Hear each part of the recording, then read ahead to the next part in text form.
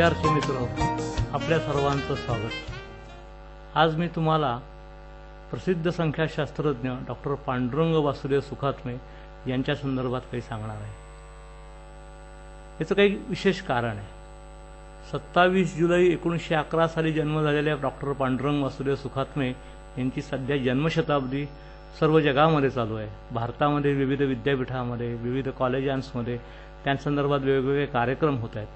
या निमित्ताने आपण सर्वांना त्यांची पुन्हा एकदा ओळख व्हावी यासाठी माझा प्रयत्न आहे।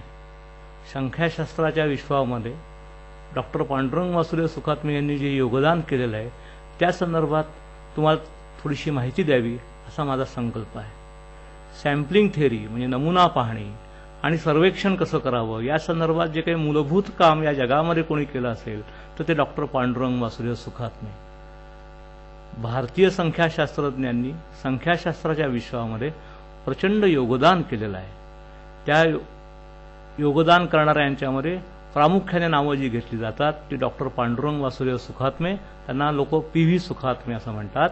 त्याचप्रमाणे डॉक्टर पी.सी. महालनोबिस, प्रशांतचंद्र महालनोबिस आणि डॉक्टर सी.आर. राव या 3 भारतीय शास्त्रज्ञांचा मला विशेष उल्लेख करावा असा वाटतो।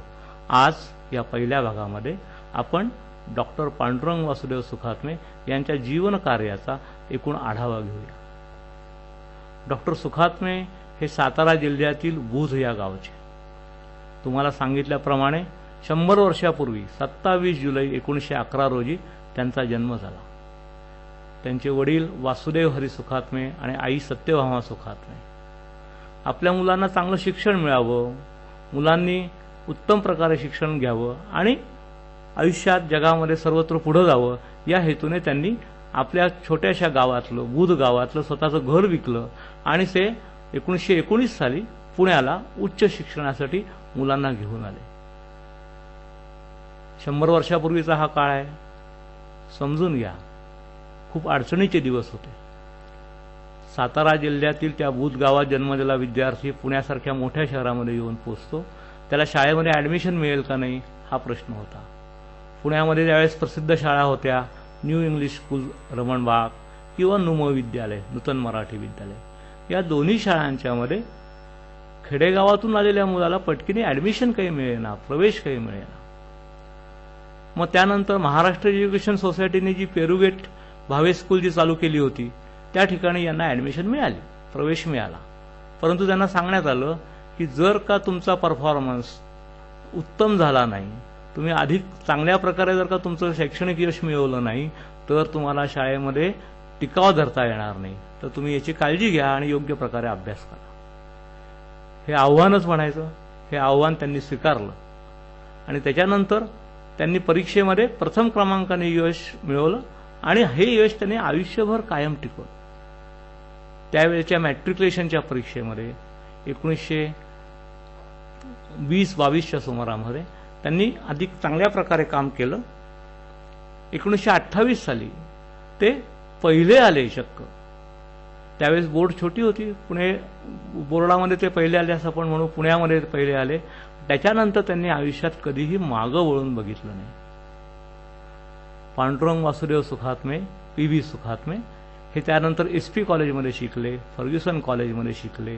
त्यांनी BSc मॅथमॅटिक्स या विषयामध्ये पदवी मिळवली। लक्षात ठेवा की 100 वर्षापूर्वी स्टॅटिस्टिक्स हा विषय जगात नव्हताच, त्यामुळे जे काही लोक शिकायचे ते गणित, विज्ञान, रसायनशास्त्र, जीवशास्त्र या विषयामध्ये लोक अभ्यास करायचे। BSc झाल्यानंतर, पुण्यातून BSc झाल्यानंतर त्यांनी उच्च शिक्षणासाठी लंडनला जायचं ठरवलं। त्या काळी अशी पद्धतच होती की अधिक उच्च शिक्षण घ्यायचं असेल, उत्तम प्रकारचं विद्यार्जन करायचं असेल तर लोक लंडनला जायचे। युनिव्हर्सिटी ऑफ लंडनमध्ये त्यांनी 1933 ते 1936 या काळामध्ये MSc PhD साठी काम केलं आणि त्यांनी तिथून PhD संख्याशास्त्र अशी पदवी मिळवली। माझ्या माहितीप्रमाणे संख्याशास्त्रामध्ये पदवी मिळवणारा हा आशियातला पहिला तरुण विद्यार्थी होता। यापूर्वी कुणीही संख्याशास्त्रामध्ये प्राथमिक शिक्षणही घेतलेलं नव्हतं। लंडनला गेल्यानंतर सुखात्म्यांनी जगातील नामवंत संख्याशास्त्रज्ञ, त्यातलं पहिलं नाव सांगता येईल डॉक्टर सर रोनाल्ड फिशर, दुसरं नाव सांगता येईल डॉक्टर जर्जी नेमान, तिसरं नाव सांगता येईल इगॉन एस पियर्सन. या 3 प्रसिद्ध संख्याशास्त्रज्ञांच्याकडून त्यांना शिक्षण मिळालं. सर रोनाल्ड फिशर यांच्याकडून डिझाईन ऑफ एक्सपेरिमेंट्सवरती शिकणं, जर्जी नेमान यांच्याकडून टेस्टिंग ऑफ हायपोथेसिसवरती शिकणं, बेसिक स्टॅटिस्टिक्सचे धडे पियर्सन यांच्याकडून गिरवणं, याचं भाग्य पी.व्ही. सुखात्मे यांना लाभलं. ज्यांचे गुरु इतके उत्तम, तो विद्यार्थी जगामध्ये उत्तम काम करेल, यात नवल काहीच नाही. संख्याशास्त्रातील सर्वोच्च पदवी पीएचडी ही मिळाल्यानंतर त्यांनी ते काम चालू ठेवलं.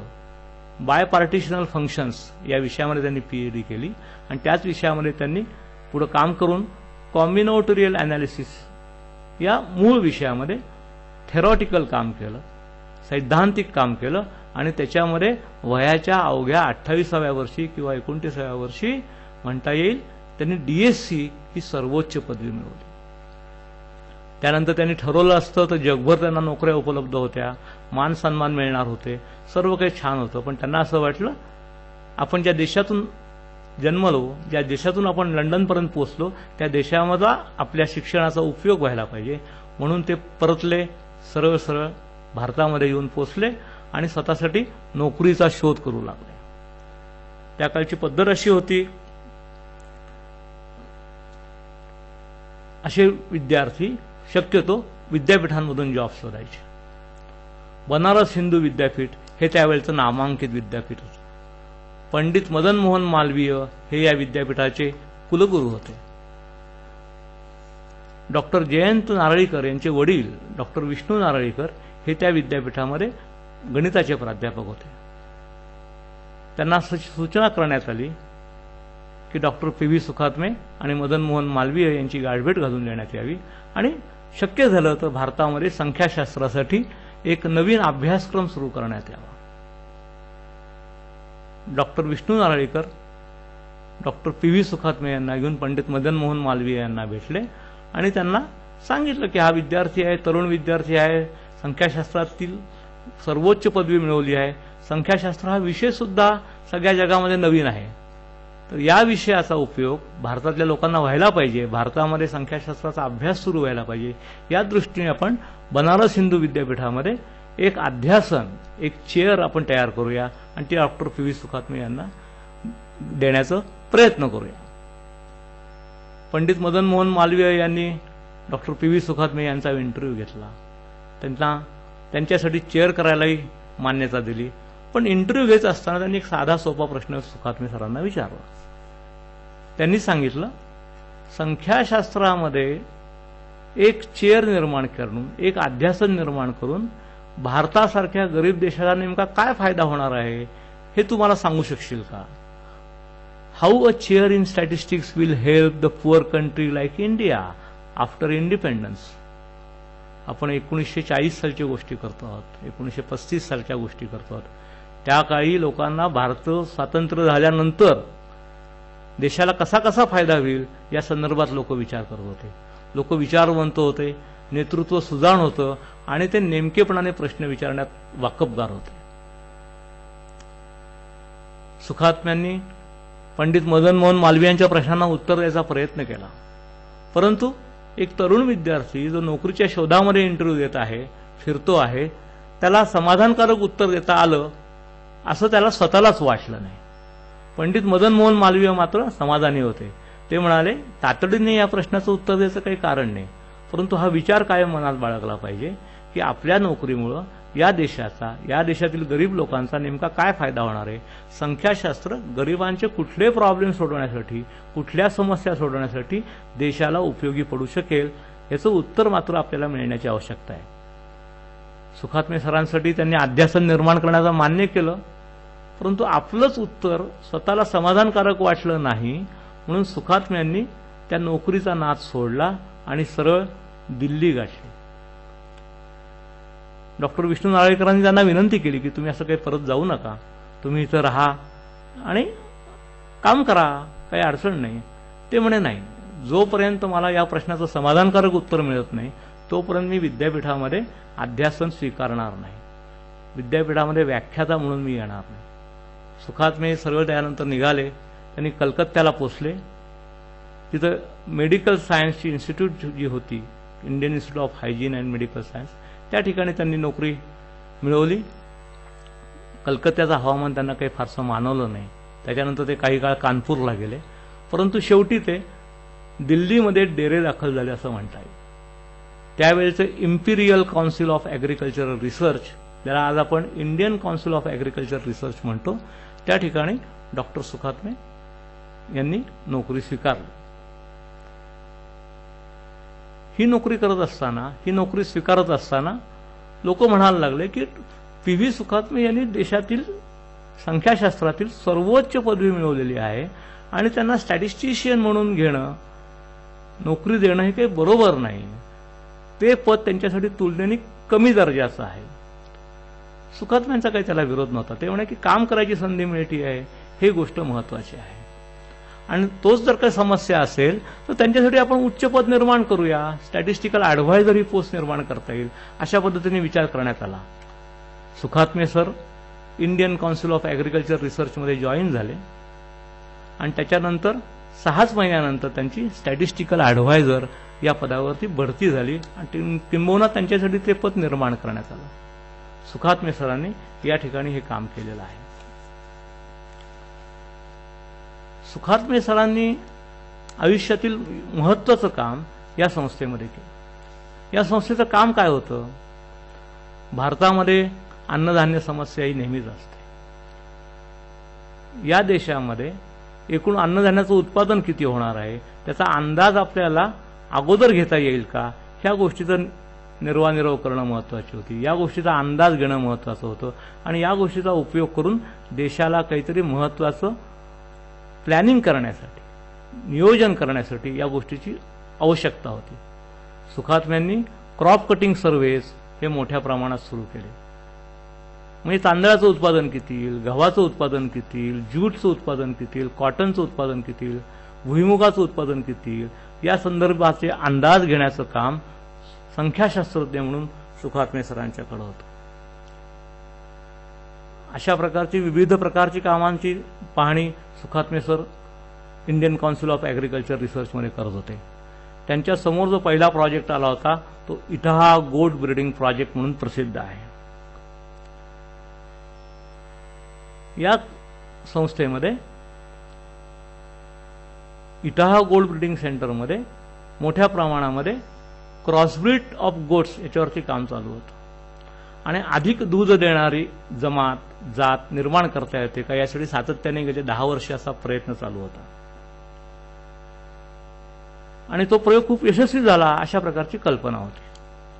हा डेटा पुनर्परीक्षणासाठी सुखात्मे सरांच्याकडे देण्यात आल्यानंतर त्यांनी तो डेटा, प्राथमिक डेटा अतिशय बारकाईने बघितला आणि त्यांच्यानंतर तो पाहिल्यानंतर त्यांच्या असं लक्षात आलं की या संदर्भात काहीतरी वेगळा विचार करण्याची आवश्यकता आहे. हा डेटा जो निर्माण केला गेलेला होता, या ज्या डेटाचं ॲनालिसिस करण्यात आलं होतं त्याच्यातून असं दिसत होतं की काही डेटा हा सोयीस्कररित्या वगळण्यात आला होता. जे गोट्स दूध कमी प्रमाणात देतात त्या लोकांचा डेटा मुद्दाम काढून टाकला गेला होता. असं का झालं? असं करणं बरोबर नाही. संख्याशास्त्राच्या दृष्टीने अशी अडचणीची निरीक्षणं जर का आपण वगळली तर ॲनालिसिस योग्य प्रकारे केलं जात नाही. अशा प्रकारचं निर्देश सुखात्मे सरांनी केला आणि त्यांनी असं दाखवून दिलं की मुळामध्येच जिथं व्हेरिएशन कमी आहे त्याच्यामधून जर का सिलेक्शन केलं गेलं तर फार मोठ्या प्रमाणात यश मिळण्याची शक्यता नसते. म्हणजे क्रॉस ब्रीडिंगची आयडिया चुकीची नव्हती, पण क्रॉस ब्रीडिंग करताना जे मटेरियल वापरलं त्याच्यामध्ये पुरेसं व्हेरिएशन नसल्यामुळं प्रयोगात यश येण्याची शक्यताच कमी होते. त्याच्यामुळे तो प्रयोग यशस्वी झाला नाही अशा प्रकारचं कन्क्ल्युजन, अशा प्रकारचा निष्कर्ष सुखात्मे सरांनी काढला आणि तो सादर केला. डॉक्टर स्लेटर नावाचे तज्ज्ञ त्यावेळेस या प्रोजेक्टवरती काम करत होते. या सर्वाचा परिणाम असा झाला की डॉक्टर स्लेटर यांना भारत सोडून मायदेशी म्हणजे इंग्लंडमध्ये परत जावं लागलं. संख्याशास्त्राचा नेमकेपणाने उपयोग केल्यामुळं एखादा प्रयोग यशस्वी झाला का नाही याचा अंदाज योग्य प्रकारे करता येतो, ही गोष्ट महत्त्वाची होती. हा प्रयोग महत्त्वाचा होताच, पण याचबरोबर सुखात्मे सर इतर अनेक कामं करत होते. त्यावेळी म्हणजे साधारणतः 50-60 वर्षापूर्वी असं लक्षात आलं की भारतामध्ये संख्याशास्त्राची फारशी ओळख नाहीये. नमुना पाहणी कशी करावी, नमुना पाहणीचं तंत्र विकसित केलं गेलं नाही, त्याच्या संदर्भात जो अभ्यास व्हायला पाहिजे तो पुरेसा झाला नाही. म्हणून सुखात्मे सरांना सांगण्यात आलं की तुम्ही एखादं छान पुस्तक लिहा ना. मग त्यांनी पुस्तक घेतलं हातात लिहायला, statistical methods for agricultural workers. हे पुस्तक त्यांनी हातावेगळं केलं. त्यावेळी डॉक्टर G.B. पानसे, गोविंद विष्णू पानसे यांच्या मदतीने त्यांनी हे पुस्तक पूर्ण केलं. आजही हे पुस्तक ॲग्रिकल्चरल सायंटिस्ट, शेतकी शास्त्रामध्ये काम करणारे संशोधक अगदी बायबलसारखं वापरतात म्हटलं तर ते गैर होणार नाही. या तोडीचं पुस्तक आज आपल्याला संख्याशास्त्राच्या जगामध्ये उपलब्ध नाही. या पुस्तकाचं वैशिष्ट्य असं सांगता येईल की या पुस्तकात वापरलेला डेटा हा भारताचा डेटा आहे, स्वतः गोळा केलेला डेटा आहे, प्रत्यक्ष फील्डवरती जाऊन गोळा केलेला डेटा आहे. त्यामुळे या पुस्तकाचा उपयोग आजही प्रत्येक ॲग्रिकल्चरिस्टला होत असेल तर त्यात नवल काही नाही. शेती आणि शेतकी शास्त्रामध्ये संख्याशास्त्राचं जे योगदान आहे ते आवर्जून बघण्यासारखं आहे. या काळामध्ये खूप काही गोष्टी घडत होत्या. सुखात्मे सरांची कीर्ती सगळ्या जगभर पसरत होती. सुखात्मे सरांचं जे काम आहे त्याचा उपयोग जगातील सर्वांना व्हावा म्हणून FAO and WHO म्हणजे food and agricultural organisation and world health organisation ही युनोची जी संस्था आहे त्यातील स्टॅटिस्टिक्स डिपार्टमेंटचं प्रमुख पद सुखात्मे सरांनी स्वीकारावं अशी त्यांना विनंती करण्यात आली होती. त्यावेळेचे शेतकी मंत्री डॉक्टर मुन्शी यांनी सुखात्म्यांना आग्रह केला की तुमच्या ज्ञानाचा उपयोग सगळ्या जगाला जर का झाला तर ती चांगली गोष्ट होईल आणि भारताचं एक चांगल्या प्रकारे योगदान झालं असं आपल्याला म्हणता येईल. तर आपण जरूर ते पद स्वीकारा. सुखात्मे सरांनी हा त्यांचा उपदेश ऐकला, त्यांची सूचना ऐकली आणि 1951 साली संख्याशास्त्र विभाग प्रमुख फूड अँड ॲग्रिकल्चर ऑर्गनायझेशन्स म्हणून त्यांनी त्या ठिकाणी ते जाऊन पोहोचले.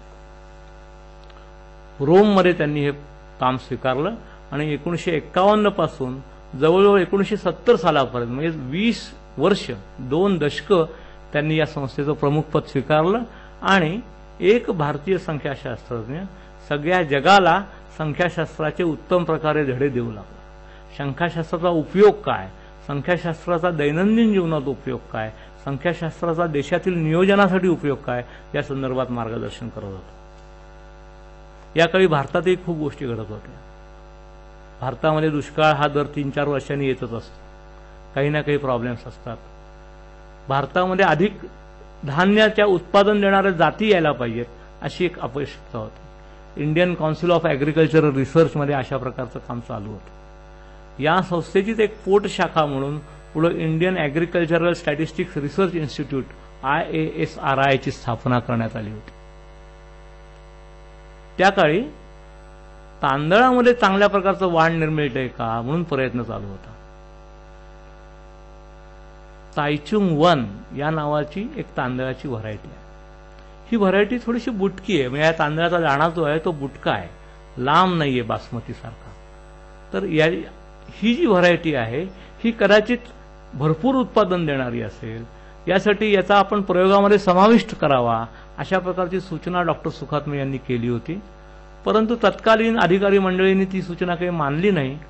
अशी छोटीशी बुटकी तांदळाची व्हरायटी आम्हाला आवडत नाही, आम्हाला बासमतीसारखा तांदूळ हवा, अशा प्रकारच्या काही कल्पना होत्या. किंवा क्रॉस ब्रीडिंग किंवा प्लांट ब्रीडिंग ही एक आर्ट आहे, हे काही सायन्स नाही, हे काही शास्त्र नाही, अशा पद्धतीचे विचार करणारे काही लोक होते.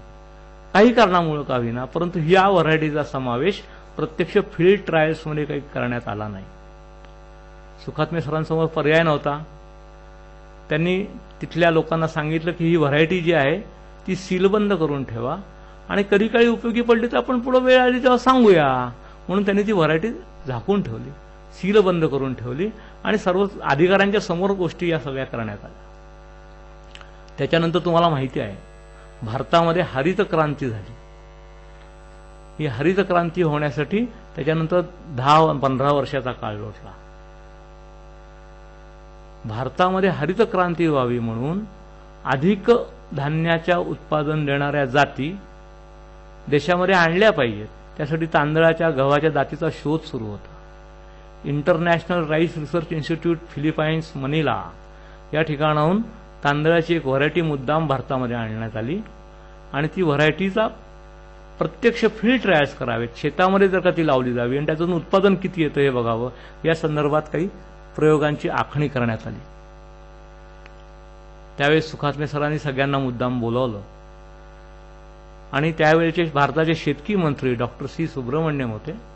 त्यांच्या समोर सीलबंद केलेली व्हरायटी उघडण्यात आली आणि त्यांनी दाखवलं की जी व्हरायटी आज आपण 10 वर्षांनंतर भारतामध्ये आणतो आहोत, तीच व्हरायटी 10 वर्षापूर्वी भारतीय शास्त्रज्ञांनी उत्तम आहे, चांगली आहे, प्रयोगामध्ये आपण याचा समाविष्ट करूया, त्याच्यामुळे आपल्या देशामध्ये हरित क्रांती होऊ शकेल, शेतकऱ्यांचं आयुष्यमान बदलेल, एकूणच शेतकी क्षेत्रामध्ये क्रांती होईल, अशा प्रकारचे अंदाज होते. परंतु ती सूचना मांडली गेली नव्हती. शास्त्रज्ञांच्या सूचना जर का आपण योग्य वेळेस योग्य पद्धतीने अंमलात आणल्या गेल्या तर त्याचा उपयोग देशाला चांगल्या प्रमाणात होतो. हरित क्रांती 10 वर्ष अगोदर होण्याची जी शक्यता होती ती आपण चुकीच्या निर्णयामुळे घालवली. अशा प्रकारचा खेद सुखात्मे सरांना कायम आयुष्यभर वाटत आला. संख्याशास्त्रज्ञांच्या बाबतीत या गोष्टी अनेक वेळेला होत असतात, किंवा कुठल्याही शास्त्रज्ञांच्या बाबतीत हे होत असतात. संख्याशास्त्रज्ञ काय किंवा शास्त्रज्ञ काय हे शोध घेऊ शकतात, परंतु याचं इम्प्लिमेंटेशन करायची जेव्हा वेळ येते तेव्हा अनेक लोकांचा त्यासाठी सहभाग असावा लागतो, अनेक लोकांची संमती असावी लागते आणि ते असल्याखेरीज या गोष्टी व्यवस्थितपणे होत नाहीत.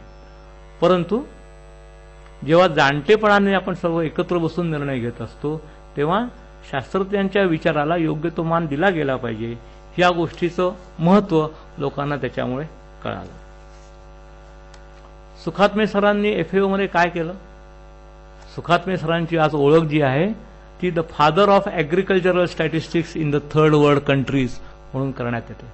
तुम्ही युनायटेड नेशनच्या जर का वेबसाईटवरती जर का जाल तर त्या ठिकाणी तुम्हाला त्यांचा उल्लेख केलेला दिसेल. The father of agricultural statistics in the third world. हे आपण म्हणत नाही आहोत, हे युनोसारखी संस्था म्हणते आहे. या काळामध्ये सुखात्म्यांनी sampling theory of surveys with applications या प्रकारचं एक अतिशय सुंदर पुस्तक लिहिलं. या पुस्तकाच्या जगामध्ये अनेक भाषांतरं झाली वेगवेगळ्या विषयामध्ये, वेगवेगळ्या भाषांमध्ये. स्पॅनिशमध्ये ते भाषांतर करण्यात आलं आणि हे पुस्तक आज एक क्रमिक पुस्तक म्हणून सर्वत्र वापरलं जातं. याच काळामध्ये FAO WHO एक जगभर सुंदर सर्वे केला होता, world's hunger and its future needs या प्रकारचा जो सर्वे होता. या सर्वेमधला एक असा निष्कर्ष दाखवण्यात आलेला होता की भारत, चीन, आशिया, इंडोनेशिया हे जे आपण ज्याला मागासलेले किंवा डेव्हलपिंग कंट्रीज असं म्हणतो होतो, या देशामधील लोक फार गरीब आहेत, त्यांना पुरेसं अन्नधान्य मिळत नाही, त्यांना पुरेशी प्रथिनं आणि उष्मांक मिळत नाहीत, प्रोटीन्स आणि एनर्जी. त्याच्यामुळं या देशातले लोक बुटके राहतील, उंच होणार नाहीत, त्यांची तब्येत खुरटलेली राहील, ते मेंटली रिटार्डेड होतील की काय, अशा प्रकारची भीती व्यक्त करण्यात आली होती. सुखात्मे सर म्हणाले, मी भारतामध्ये नियमित जात असतो, पुन्हा पुन्हा बघतो, मला काही स्थिती इतकी गंभीर आहे असं वाटत नाही. 2/3 of the world will be हँग्री हे काही मला पटत नाही. म्हणून त्यांनी स्वतः काही सर्वे करायचं काम केलं आणि त्यातून पुढे त्यांनी एक पेपर पब्लिश केला. त्या पेपरचं नाव होतं प्रोटीन प्रॉब्लेम इट्स साईज किंवा world's hunger and its future needs. इंग्लंडमधील royal statistical society and nutrition society या दोघांच्या जॉईंट अधिवेशनामध्ये, संयुक्त अधिवेशनामध्ये त्यांनी हा पेपर पब्लिश केला आणि त्यांनी असं सांगितलं की ज्या प्रकारचं व्याप्ती तुम्ही दाखवत आहात तेवढी व्याप्ती या समस्येची नाही. समस्या आहे, परंतु समस्या आहे ही मूळ अन्नाची आहे. जर का भारतीयांना 2 वेळचं पुरेसं अन्न मिळालं तर त्यांना प्रथिन आणि उष्मांक म्हणजे प्रोटीन अँड एनर्जी ह्या पुरेशा आपोआप मिळतात. त्याच्यामुळं खरा प्रश्न हा गरिबीचा असून तो सोडवण्यासाठी देशाने प्रयत्न करायला हवे. सुखात्म्यांचं हे विधान धक्कादायक होतं. त्या काळच्या समजुतीला आव्हान देणारं ते होतं. सुखात्म्यांनी ते दिलं, व्यवस्थितपणे ते प्रेझेंट केलं.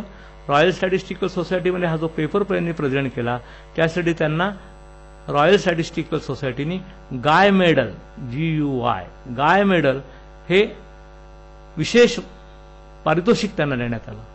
भारतामधला किंबहुना जगामधला हा पहिला संख्याशास्त्रज्ञ होता की ज्याला रॉयल स्टॅटिस्टिकल सोसायटीनी गाय मेडल देऊ केलं होतं. या गोष्टी महत्त्वाच्या होत्या. या गोष्टींमुळे भारतामध्ये संख्याशास्त्राचं महत्त्व काय आहे, संख्याशास्त्राचे उपयोग काय आहेत याची सर्वांना माहिती होत होती. 1970 सालानंतर सुखात्मे रोमहून परतले ते भारतामध्ये. त्यांनी पुण्याला आले. पुण्यामधील Gokhale institute of economics and politics या संस्थेमध्ये त्यांनी अभ्यास सुरू केला. त्याच्यानंतर त्याच्या जवळच्या संस्थेमध्ये Maharashtra association for cultivation of science विज्ञानवर्धिनी ही जी संस्था होती, आज त्याला आगारकर रिसर्च इन्स्टिट्यूट म्हणतात, त्या ठिकाणचे डायरेक्टर डॉक्टर GB देवडीकर यांनी त्यांना निमंत्रित केलं आणि त्यांनी सुखात्मेंनी स्वतः या संस्थेमध्ये दाखल झाले. त्या ठिकाणी त्यांनी department of biometry and nutrition या नावाचं एक विभाग स्थापन केला. स्वतःच्या आईच्या स्मरणार्थ त्यांनी भरघोस देणगी दिली. आजही ही बिल्डिंग, आजही ही संस्था या ठिकाणी या विषयामध्ये काम करत आहे. या संस्थेमध्ये सरांनी काय प्रकारची कामं केली? या संस्थेमध्ये सरांनी विविध संख्याशास्त्रज्ञांचा, अर्थशास्त्रज्ञांचा, बायोकेमिस्ट लोकांचा, न्यूट्रिशनिस्ट म्हणजे आहार तज्ज्ञ या सर्व लोकांना एकत्र केलं आणि भारतामधील विविध गावांच्यामध्ये जाऊन, खेड्यांच्यामध्ये जाऊन पाहणी करायला सुरुवात केली. फूड इंटेक सर्व्हेज करायला सुरुवात केली.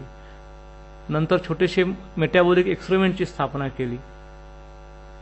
उंदरांच्यावरती, माकडांच्यावरती, माणसांच्यावरती प्रयोग करण्याचं काम सुरू केलं आणि त्याच्यातून त्यांनी आहारशास्त्रामध्ये मूलभूत असं योगदान केलं.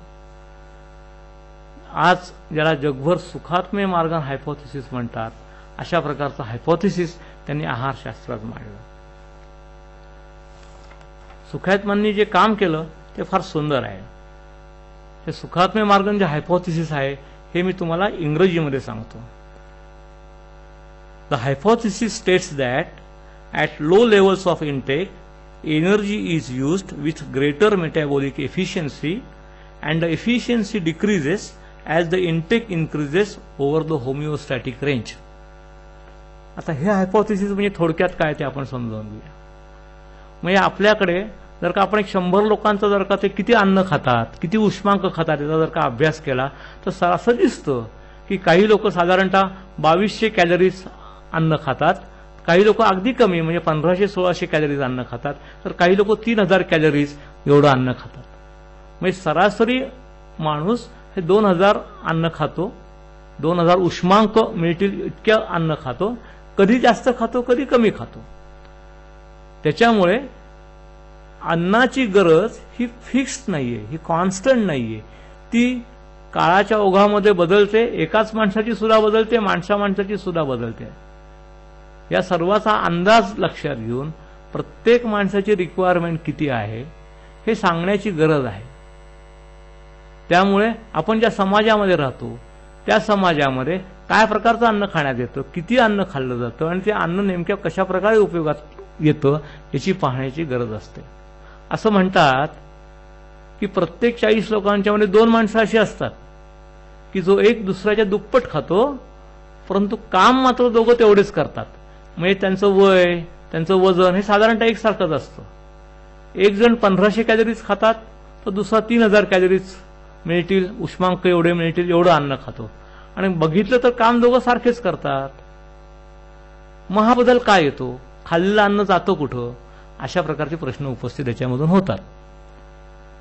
या प्रश्नांचं उत्तर द्यायचं काम सुखात्मे मार्गन हायपोथेसिसने केलं आणि ह्याच्यातून असं लक्षात आलं की माणसाची गरज, उष्मांकाची गरज, तशीच प्रथिनांची गरज ही अशी फिक्स नाही, कॉन्स्टंट नाही. आपली गरज ही आपल्या कामाप्रमाणे, आपल्या वागण्याप्रमाणे, आपल्या सवयीप्रमाणे कमी जास्त होत असते.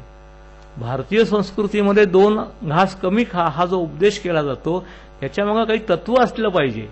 कारण आपण जर का अन्न कमी खाल्लं तर ते अधिक जास्त एफिशियन्सीने, अधिक जास्त कार्यक्षमतेने आपण ते वापरतो.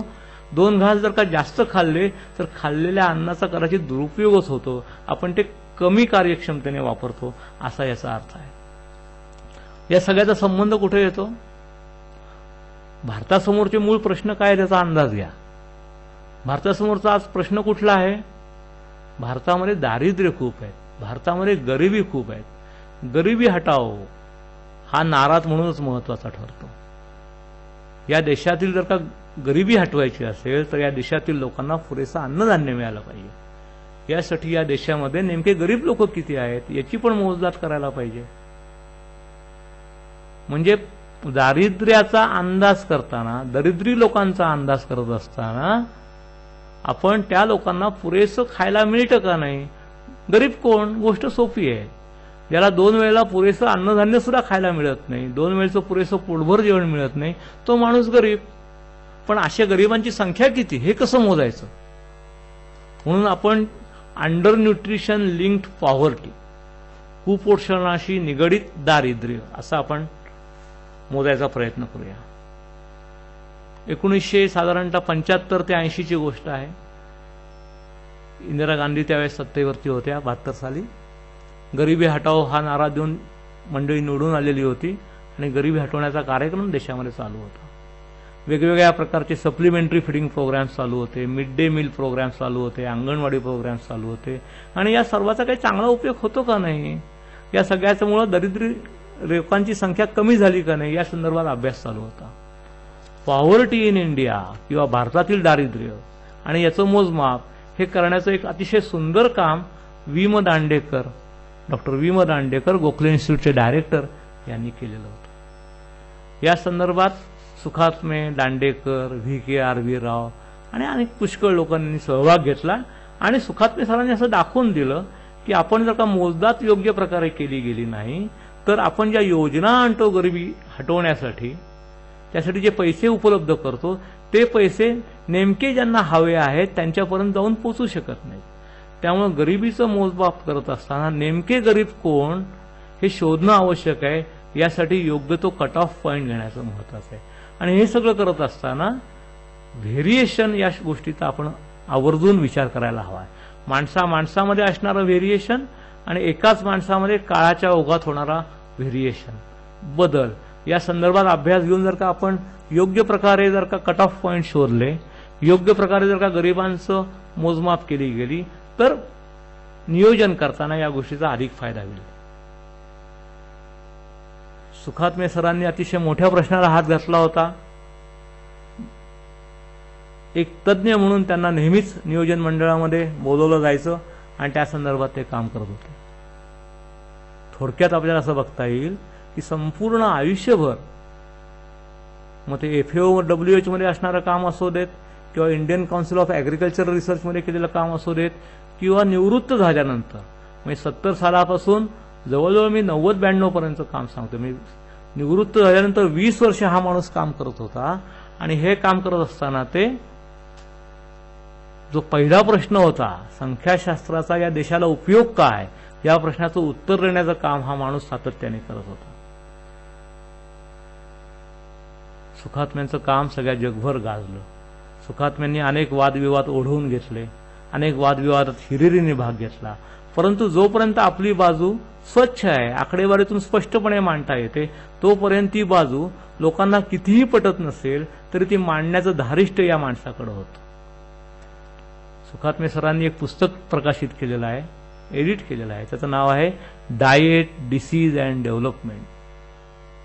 आरोग्य, आहार, होणारी रोगराई, आजारपण आणि देशाची प्रगती या सर्व गोष्टी एकत्रित कशा बांधलेल्या आहेत हे या पुस्तकामध्ये सांगण्यात आलेलं आहे. सुखात्म्यांचं काम सातत्याने वाढत जाणार होतं. यासाठी पुणे विद्यापीठामध्ये त्यांनी एक interdisciplinary school of health sciences या नावाचा एक विभाग उभारला. या विभागाची स्थापना त्यांच्या नेतृत्वाखाली करण्यात आली आणि वयाच्या 80व्या वर्षी 82व्या वर्षी सुखात्मे सर अखेर विद्यापीठामध्ये दाखल झाले. पहिली नोकरीसाठी गेले होते बनारस हिंदू विद्यापीठामध्ये, त्यावेळेस ते जेमतेम 28-29 वर्षाचे होते. त्यांनी विद्यापीठात प्रत्यक्ष दाखल व्हायचं वय त्यांचं होतं 80-82.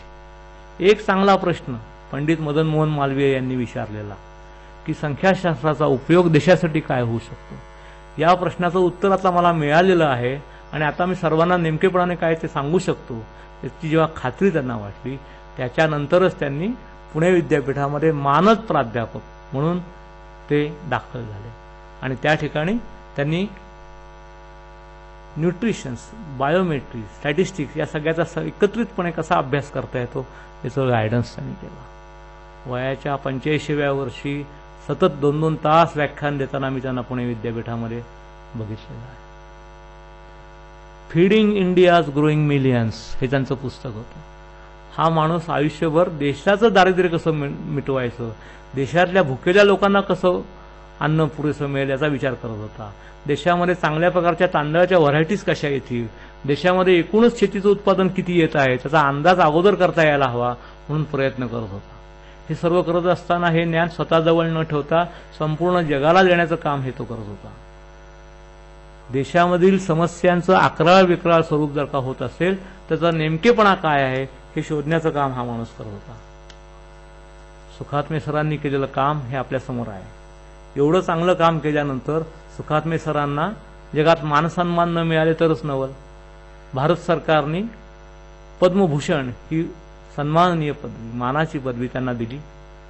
त्यांना अनेक देशामध्ये पुरस्कार मिळाले. डॉक्टर शांती भटनागर पुरस्कार त्यांना मिळालेला आहे. त्यांना पद्मभूषण मिळाल्याचं मी तुम्हाला सांगितलेलंच आहे. इंडियन काउन्सिल ऑफ ॲग्रिकल्चर रिसर्चने त्यांना सांख्यिकी भूषण हा पुरस्कार दिलेला. डॉक्टर PC महालनोबिस यांच्या नावाने देणारा जो सेंटेनरी अवॉर्ड असतो त्या अवॉर्ड सुखात्मे सरांना पहिल्यांदा मिळालं. ही त्यातली महत्वाची एक गोष्ट आहे. सुखात्म्यांनी आयुष्यात जी पुस्तकं लिहिली त्याची नावं मी तुम्हाला थोडक्यात सांगू शकतो. पहिलं नाव मी सांगितलं तुम्हाला फीडिंग इंडियाज ग्रोईंग मिलियन्स. दुसरं पुस्तक सांगितलं sampling theory of surveys with applications. तिसरं newer concepts in protein and energy requirements. चौथं diet disease and development, statistical methods for agricultural research workers. ही सर्वांची पुस्तकं. आज doctor PV Sukhatme, doctor Pandurang Vasudev Sukhatme यांची जन्मशताब्दी चालू आहे. या निमित्ताने भारतीय संख्याशास्त्रज्ञ, एक विचारवंत याची आपल्याला ओळख व्हावी, आपल्या सर्वांना त्याचा योग्य तो परिचय व्हावा हा माझा प्रयत्न होता. संख्याशास्त्राची जी परंपरा आहे ती भारताने मोठ्या प्रमाणात आजही चालू ठेवलेली आहे. आज सर्वत्र भारतातले तज्ज्ञ वैज्ञानिक जगभर जात आहेत, परंतु ही सुरुवात जी झाली ती सुखात्मे सरांच्या काळामध्ये झालेली आहे, महालनोबिस यांच्या काळामध्ये झाली आहे. 60 वर्षापूर्वी भारतातले तंत्रज्ञ जे परदेशात जात होते ते विशेषतः संख्याशास्त्रातले होते आणि गणितातले होते. संख्याशास्त्रज्ञांनी केलेलं हे योगदान, भारताचा झेंडा जगभर फडकवत ठेवण्याचं जे काम त्यांनी केलेलं आहे त्याचे आपल्या सर्वांना स्मरण व्हावं, आपल्या सर्वांना ओळख व्हावं हा माझ्या आजच्या व्याख्यानाचा हेतू होता. आपण सर्वांनी शांतपणे व्याख्यान ऐकून घेतलं.